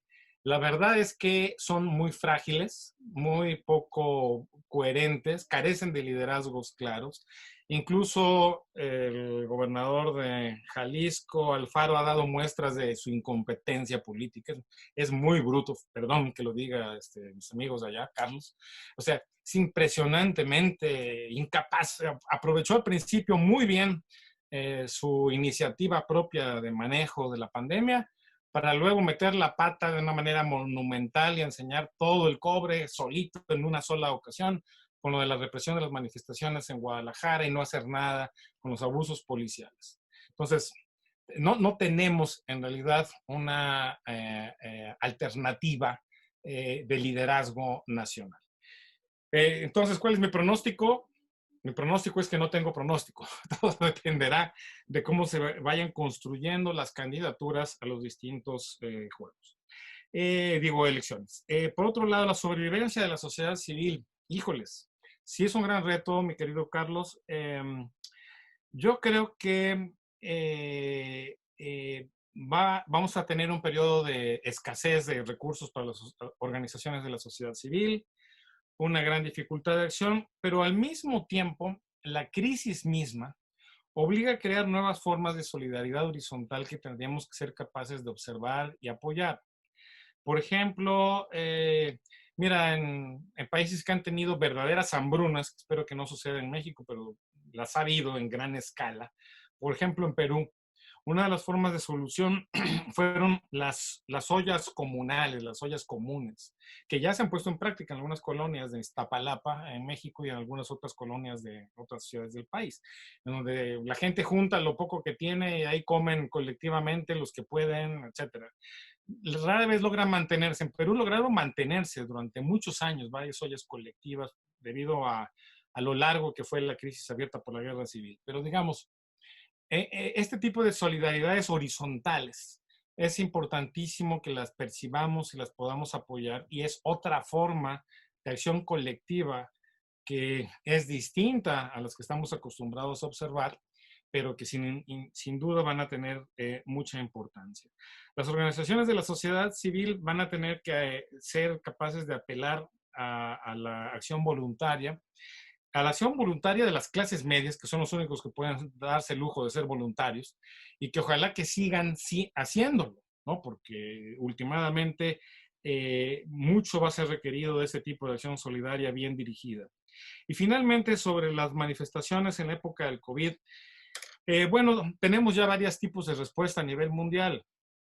En Estados Unidos, la gente se manifestó contra el abuso policial, y las manifestaciones han sido gigantescas. La gente lo hizo con precaución y sin precaución porque ya están hartos. En el caso de Brasil hay muchas discusiones, pero también eso ilustra que es más difícil de articular una respuesta suficientemente grande contra Bolsonaro, porque la oposición a Bolsonaro sigue dividida, ¿no? Entre lo que es el PT y de la vieja izquierda y todo lo demás que no es PT ni es Bolsonaro. y que es muy difícil articular, ¿no? Las dos cosas. Ahí yo creo que si hubiera un factor realmente así de indignación como el que hubo en Estados Unidos, es muy posible que la gente salga a la calle y se acabó. Acá en México y en otros países tenemos precauciones razonables, ¿no? Para pasar a la acción colectiva, pero déjeme decir que si la causa lo justifica, hay que movilizarse. De hecho, recordemos que en realidad, por lo menos el 60% de la población de México nunca ha estado encerrada. Simple y sencillamente porque no pueden, porque no tienen condiciones en sus viviendas y porque trabajan en la economía informal. Los que nos hemos encerrado en nuestros países somos una minoría, la minoría de las clases medias y altas. Entonces los demás no han estado encerrados y por tanto ellos han estado en manifestación continua, vamos. O sea, para todo fin práctico están expuestos en la calle. Entonces, eso de que si salimos o no salimos es una consideración más nuestra de las clases medias que de las clases populares. Yo creo que si hay razones para manifestarse, hay que hacerlo con los cuidados del caso, etcétera, pero sin duda alguna la acción colectiva es necesaria para poder detener los abusos más brutales de este tipo de gobiernos populistas en general. Pues las otras preguntas. Sí, a ver, les voy a pedir entonces que sean muy concretos porque sí tenemos varias en el live. También voy a leerte un par que vienen desde Facebook. Y tenía la mano levantada Eduardo Vázquez, por favor.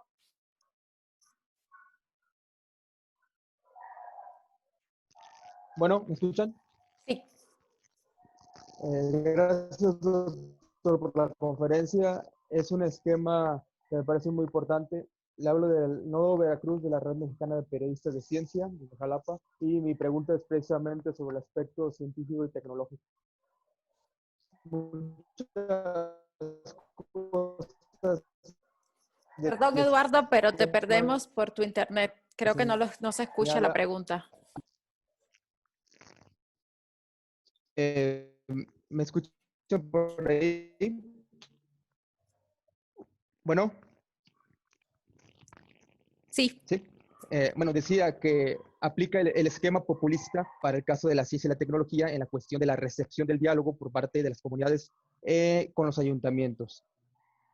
Desde la ciencia, específicamente del Consejo Nacional de Ciencia y Tecnología, se habla de pasar de una sociedad común a una sociedad del conocimiento, y esto permitiría la construcción, en cierto sentido, de ciudadanía. Estaríamos hablando de una especie de bloqueo o imposibilidad hacia la construcción de ciudadanía desde el aspecto científico, tecnológico, los procesos epistémicos. Muchas gracias. Sí, Ángel Cermeño.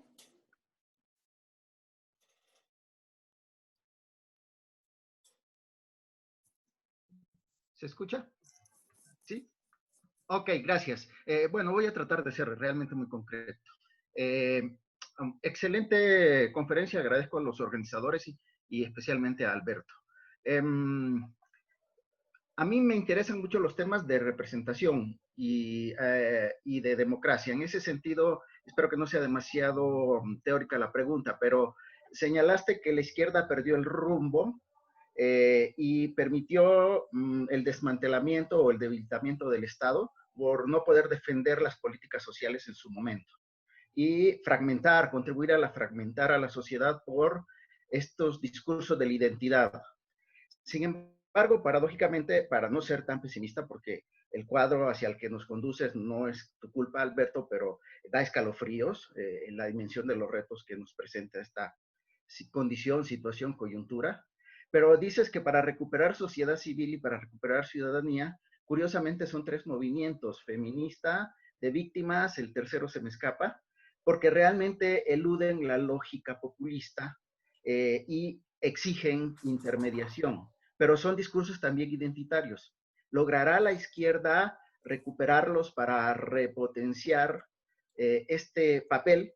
Esa es mi pregunta. Muchas gracias de nuevo y felicidades. Gracias. Alejandra Hernández. Buen día. Buena tarde, doctor. ¿Me logran escuchar? Sí. Sí. Ok. Usted habla de que debemos presentar acción colectiva frente a la nueva situación que se va a plantear el gobierno populista en el que nos encontramos. Mi pregunta va dirigida a que si el gobierno populista escucha y practica mucho esto del amigo enemigo, ¿qué va a pasar con las personas que supuestamente apoya, es decir, las personas de escasos recursos? ¿Cómo se plantea una acción colectiva? Es decir, que también la población aquí en México va a estallar frente a lo que está sucediendo como en Estados Unidos, que estallaron frente a la discriminación que se vive. Gracias.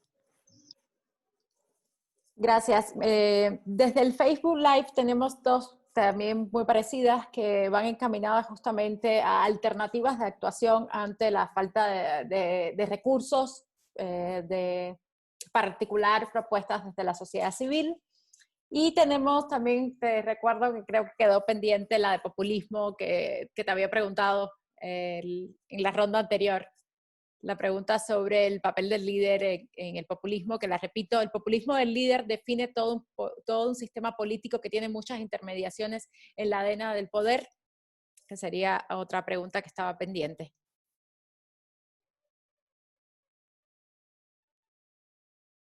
Ok. Sí, empiezo rápidamente por la pregunta de Ángel Cermeño. Muchas gracias, Ángel, mucho gusto en saludarte. Mira, el movimiento feminista y el movimiento de los colectivos desaparecidos, yo no los calificaría como identitarios, a pesar de que al feminismo se le califica como identitario. No lo es porque el feminismo en realidad hace reclamos para la mitad de la sociedad. Y yo no creo que podamos decir que sea identitario un movimiento que defiende intereses de la mitad de la sociedad. Es un movimiento equivalente, diría yo, en su potencia simbólica a un movimiento de clase en las épocas en que había clases sociales definidas. Y no representa intereses materiales concretos, pero sí representa un reclamo de derechos y de reconocimiento. Ahora, el reconocimiento podemos decir que es identitario, pero es parte de cualquier demanda y de cualquier construcción de ciudadanía. De manera que yo creo que el movimiento feminista es un movimiento que en sus sectores más radicales sí funciona como un movimiento identitario de una minoría radicalizada, pero que en el colectivo defiende demandas y exige cambios culturales y civilizacionales que abarcan a una mayoría de la población. Entonces, yo creo que en ese sentido es un movimiento importantísimo que ha tenido éxitos notables en los últimos 20 años y que yo creo que puede mantener esa crítica. Sobre todo, además, es muy importante ahora porque el populismo es paternalista. El populismo, por definición, establece una relación tipo padre-hijo entre el líder y la masa. Por eso los líderes populistas son machos, brutales, agresivos, como es el caso de Bolsonaro y de Trump, o son cabecitas blancas, así buenas gentes como López Obrador, pero que son igualmente paternalistas y que llaman a que las mujeres se queden en casa, cuiden a sus viejitos y no anden en la calle corriendo riesgos, ¿sí? Entonces, tenemos claramente que por eso el movimiento feminista tiene ese potencial crítico y un potencial de construcción de ciudadanía, es decir, basada en derechos, que me parece a mí muy relevante. En cuanto a los colectivos de víctimas, no son identitarios de ninguna manera, no se puede construir la identidad de la víctima, digamos. Estamos más bien reclamando justicia y verdad, que es lo que define, las palabras que definen el movimiento. Y es un movimiento importantísimo, central para México, que no va a tener solución a corto plazo, porque lo que exige es que funcione la justicia, que en este país no funciona en ningún nivel y que exige una construcción de Estado que no se ha planteado siquiera. Mira,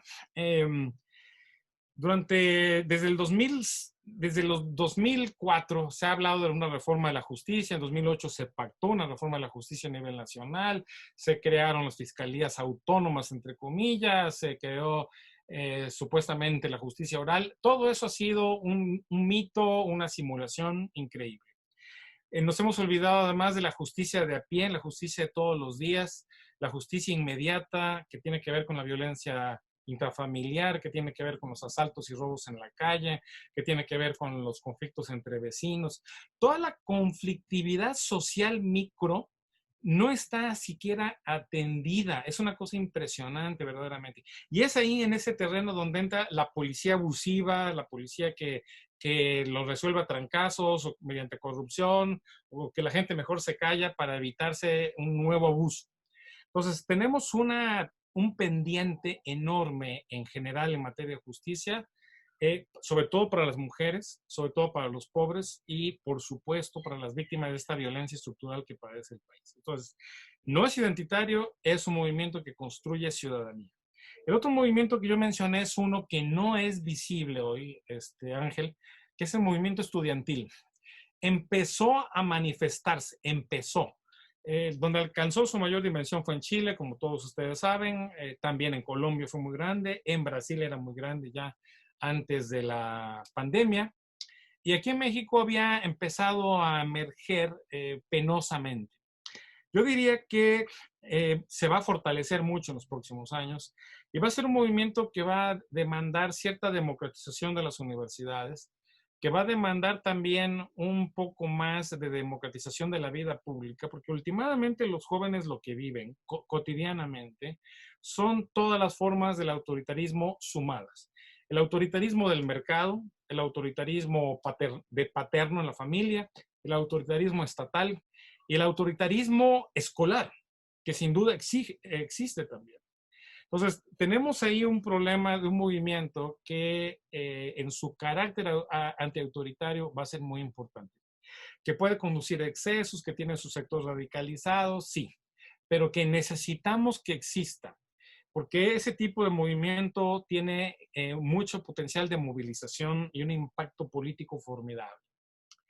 Entonces, yo por eso pongo muchas expectativas en estos movimientos sociales.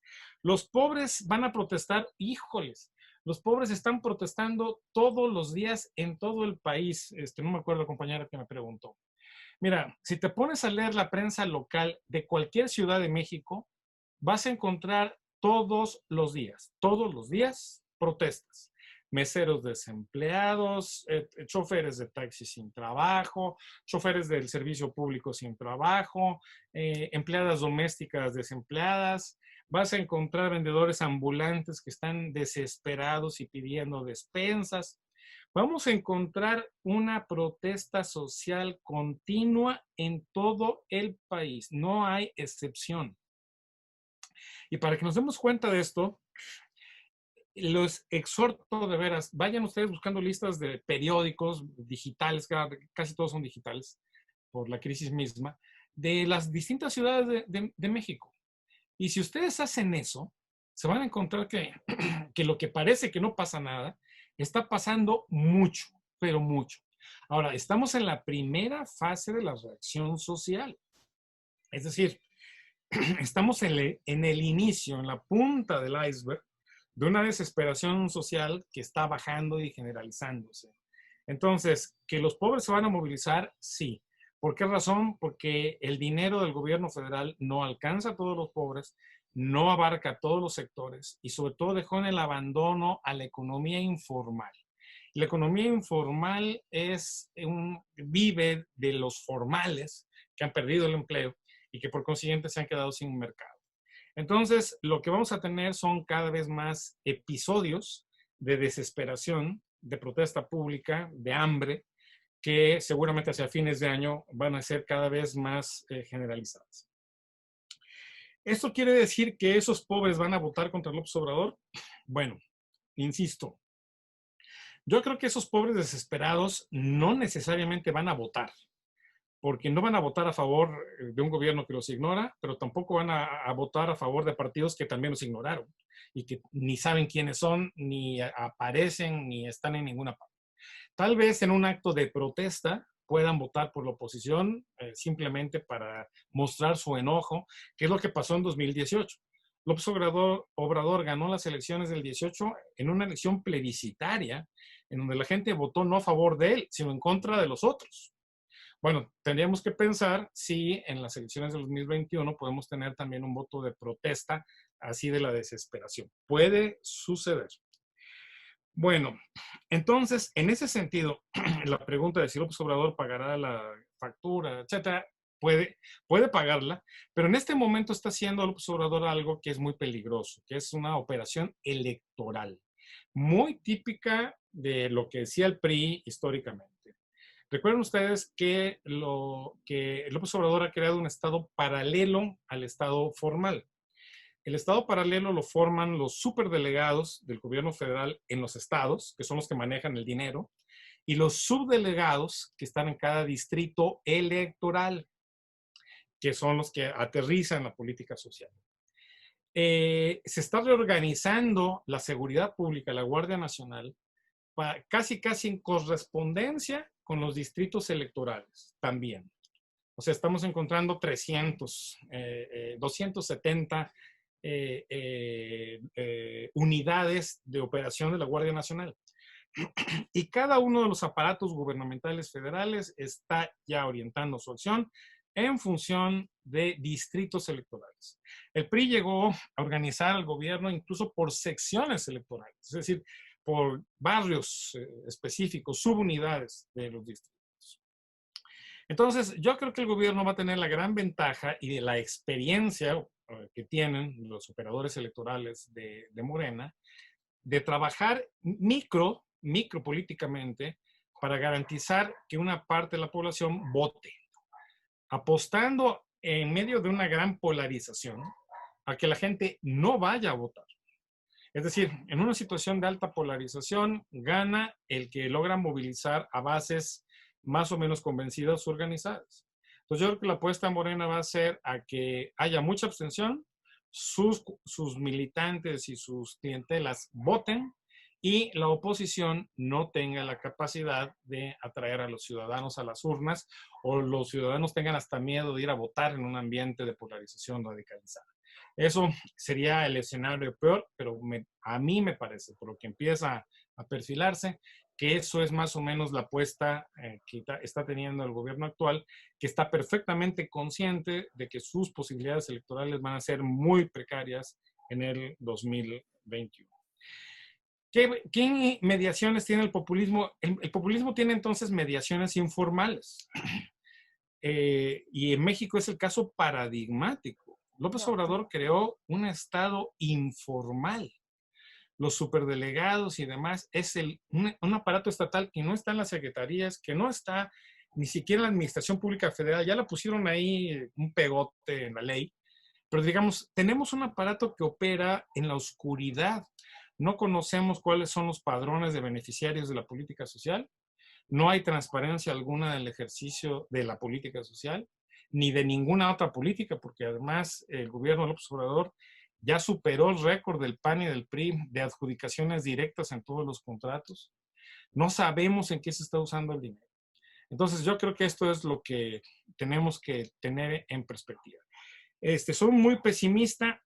Soy pesimista en términos de que veo que el gobierno actual está haciendo lo que en su propia lógica debe de hacer para ganar las elecciones del 21, pero soy optimista en términos de que la sociedad va a tener una capacidad de reacción. Una reacción no necesariamente organizada, no necesariamente articulada, pero sí una reacción que permita poner algún tipo de control sobre esta acción, o mejor dicho, inacción gubernamental en materia de políticas públicas.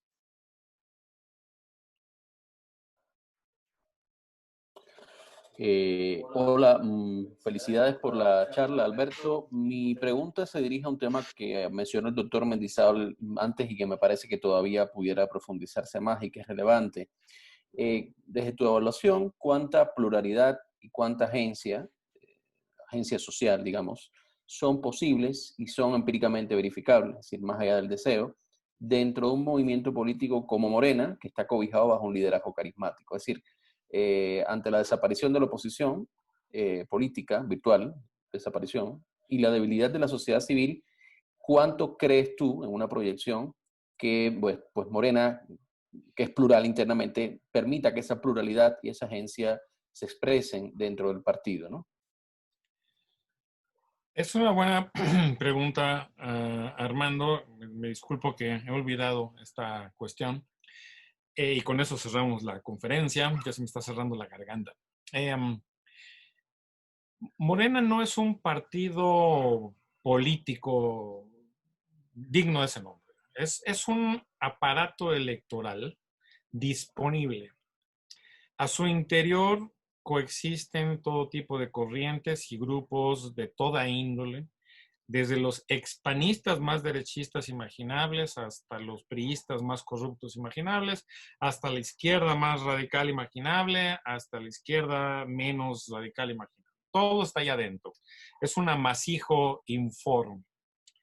Precisamente por eso, Morena como partido no va a tener agencia, no puede tenerla. No tiene programa, no tiene corrientes definidas porque el presidente lo impide a toda costa, justamente por eso dejó el PRD. Y él no va a permitir que haya corrientes porque las corrientes dentro de un partido le exigirían posicionamientos en ciertas agendas al presidente. Y el presidente populista lo que necesita es una plena libertad de decisión y acción. Ese es el gran punto débil del populismo en general. El hecho de que no tiene un partido político articulado.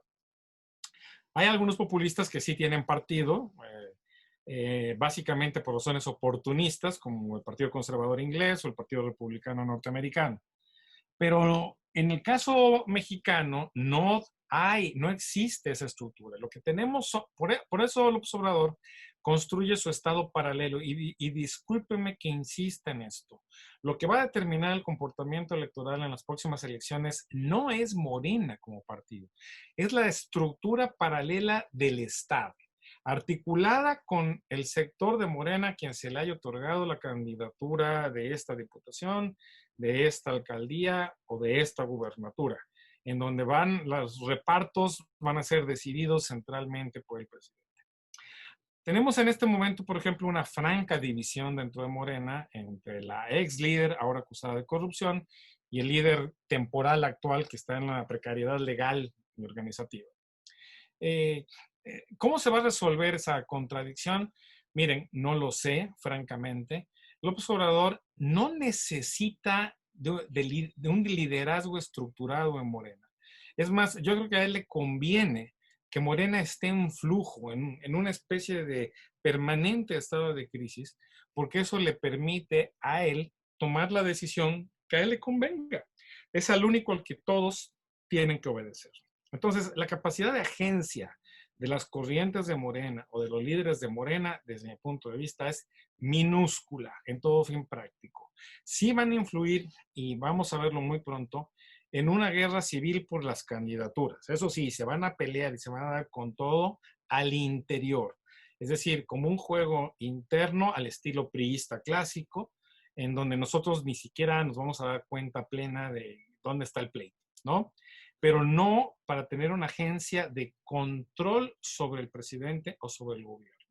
Entonces, me temo que esa es la condición de Morena, es la condición en que López Obrador quiere mantener a Morena e incluso ha amenazado que en el momento en que Morena de veras quisiera ser partido político, él se va.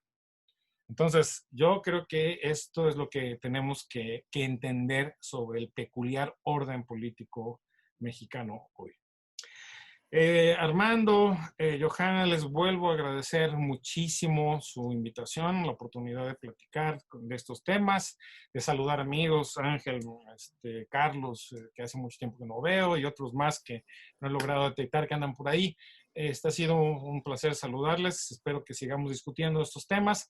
Y sin duda, nuestro país se encamina a un momento histórico determinante de su futuro. Esperamos que tengamos la capacidad todos nosotros de movilizarnos como ciudadanos, impedir que se pueda consolidar un régimen autoritario, impulsar equilibrios, impulsar acciones políticas. Es una labor que nos compete a todos en una circunstancia extremadamente compleja para México y para el mundo.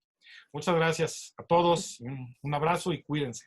Muchísimas gracias, Alberto. Muchas gracias a todos por acompañarnos. Recuerden que el video queda grabado y ya yo creo que a más tardar hoy en la noche está disponible en nuestro canal de YouTube, Gobierno y Análisis Político, y también está disponible en el Facebook por si alguno se incorporó un poco tarde.